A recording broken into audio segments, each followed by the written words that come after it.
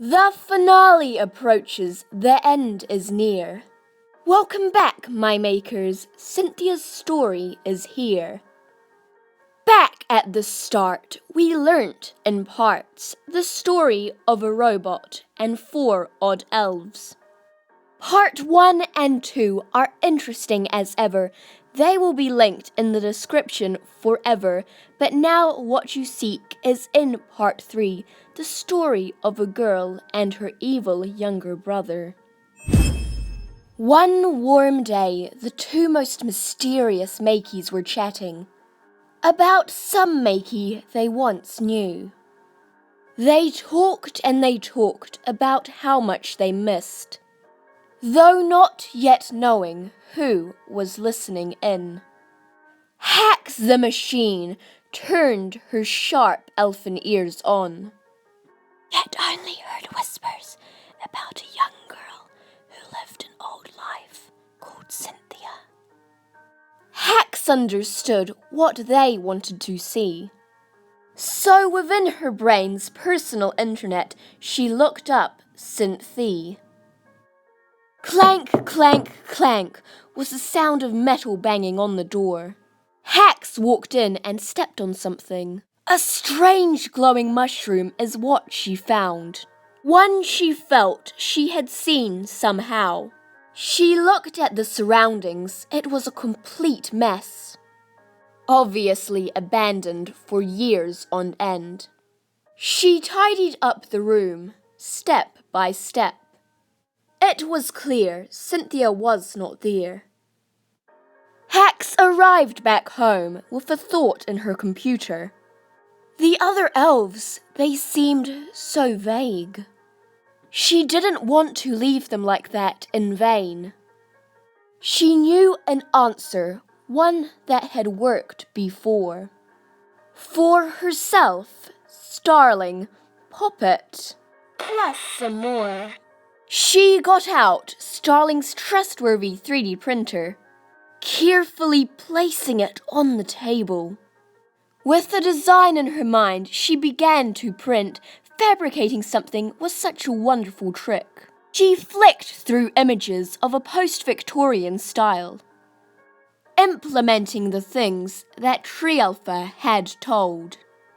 And so voila, the creation was done. Little did she realize that she had created more than one.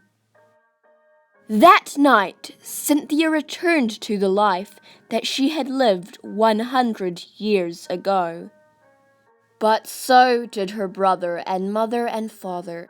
The facts that Hax had gave Cynthia were not perfect because she only had what the elves had told her to go on, leaving Cynthia only able to recollect the first 18 years of her life, and as for her brother Eldon, only 13.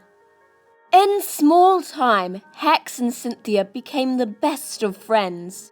Don't ask me how, just watch the other videos to find out. Eventually, their friendship led to a discovery that Hax had not programmed.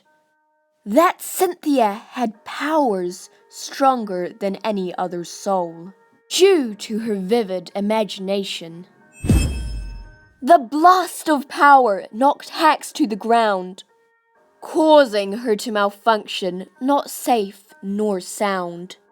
The blast erased things from Hax's past. The data about her recreating Cynthia was now erased. She could no longer remember any of a trace.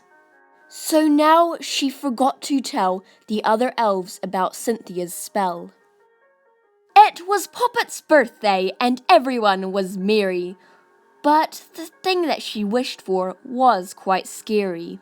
Someone with a quiver was listening in on their conversation. I wish for magic. Somehow, with her powers, Cynthia sensed they were there.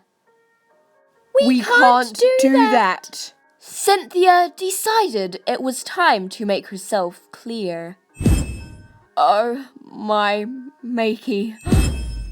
Trialpha and Willow had ringing in their ears. They sensed that it was Cynthia, who played a part on Poppet earlier that day. Do you think that it was her? Most definitely. But I thought you said she was Oh, so were you. Well then, how do you propose we find her? Well, I know the address. And I know the spell.